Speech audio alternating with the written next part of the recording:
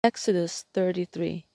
Sinabi ni Yahweh kay Moises, "Umalis na kayo rito at magtuloy sa lupaing aking ipinangako kina Abraham, Isaac at Jacob na ibibigay ko sa kanilang lahi. Ang pupuntahan ninyo ay isang mayaman at masaganang lupain. Pauunahin ko sa inyo ang isang anghel upang palayasin ang mga Kananeo, Amoreo, Hiteo, Perizeo, Hibita at Jebuseo.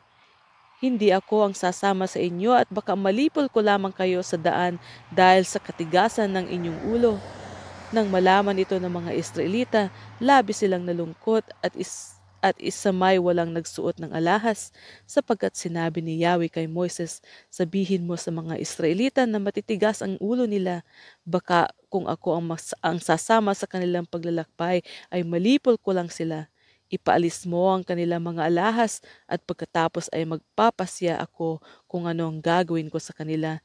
Kaya't mula sa bundok ng Sinai, hindi na sila nagsuot ng alahas. Nagkaugalian na ni Moises na itayo ang tabernakulo sa isang lugar na malayo-layo sa kampo. Tinawag itong toldang tipanan ng Diyos at ng mga tao. Doon pumupunta ang sinumang nais sumangguni kay Yahweh. Tuwing papasok doon si Moises, ang mga Israelita ay tumatayo sa pintuan ng kanilang tolda at tinitingnan siya hanggang sa siya ay makapasok. Kapag nasa loob na si Moises, bumababa naman sa may pinto ng toldang tipanan ng haliging ulap at mula rooy makikipag-usap sa kanya si Yahweh. Kapag nakita ng mga Israelita na nasa pintuan ng tolda ang haliging ulap, pumupunta naman sila sa pintuan ng kanilang tolda at dooy yumuyuko at sumasamba. Ang pakikipag-usap ni Yahweh kay Moises ay harap-harapan tulad ng pakikipag-usap sa kaibigan. Pagkatapos, si Moises ay bumabalik na sa kampo, ngunit naiiwan sa tolda si Josue at ang lingkod niya. Sinabi ni Moises kay Yahweh, "Iniutos ninyo sa aking pangunahan ko ang bayang ito papunta sa lupaing ipinangako ninyo. Ngunit hindi ninyo sinabi kung sino ang makakatulong ko. Sinabi pa ninyong nalulugod po kayo sa akin at kilalang kilala ninyo ako.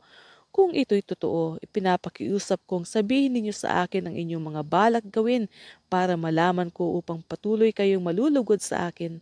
Alalahanin din ninyo na ang bayang Israel ay inyo. Sasamahan ko kayo at bibigyan ko kayo ng kapayapaan," sagot ni Yahweh. Sinabi ni Moises, "Kung hindi ninyo kami sasamahan, huwag na po ninyo kaming paalisin dito, sapagkat kung hindi kayo sasama sa amin, paano malalaman ng lahat na kami po ay inyong kinalulugdan? Kung sasama kayo sa amin, maliwanag na kami na iiba sa lahat ng mga bansa." "Sige, gagawin ko ang hiling mo sapagkat ako'y nalulugod sa iyo at kilalang kilala kita," sabi ni Yahweh. Kaya't hiniling ni Moises, "Yahweh, ipakita po ninyo sa akin ang inyong kaluwalhatian. Makikita mong lahat ang aking kaluwalhatian at bibigkasin ko sa iyo ang aking pangalan.